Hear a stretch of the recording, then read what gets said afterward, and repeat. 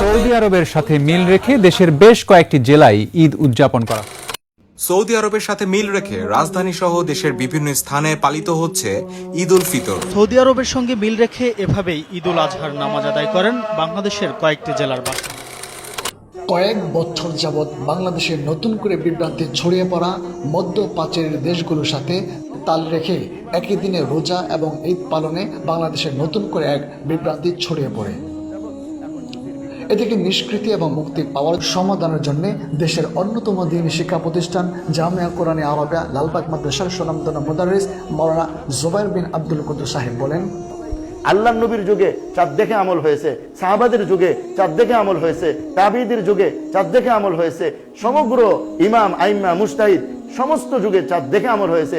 আর আজকে 50-60 বছর যাবত এখন জ্যোতির্বিজ্ঞানের খবর চলে আসছে, এখন সৌদি আরবের সংবাদ চলে আসছে। এটা কোনোতেই আমাদের জন্য সঠিক বিষয় হবে না। আজও মুসলমান চাঁদ দেখার উপর আছে, আমাদেরকে এর উপর থাকতে হবে। আল্লাহ আমাদের সবাইকে সঠিক।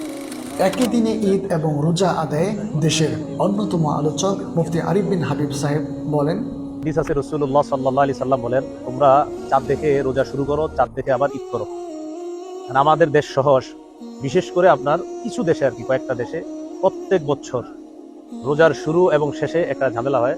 আমাদের দেশেরও অনেক মানুষ একদিন আগে রোজা শুরু করে আবার একদিন আগে ঈদ করে। জুবায়ের বিন মাওলানা আব্দুল কুদ্দুস দামাত বরকাতুহুল আলিয়া জামিয়া কোরআনী আরবিয়া মাদ্রাসার সম্মানিত শিক্ষক হযরত অত্যন্ত সুন্দরভাবে একটা ম্যাপ করেছে, যে এটার দ্বারা উনি প্রমাণ করার চেষ্টা করেছেন যে আসলেই একই দিনে রোজা হবে, একই দিনে ঈদ হবে।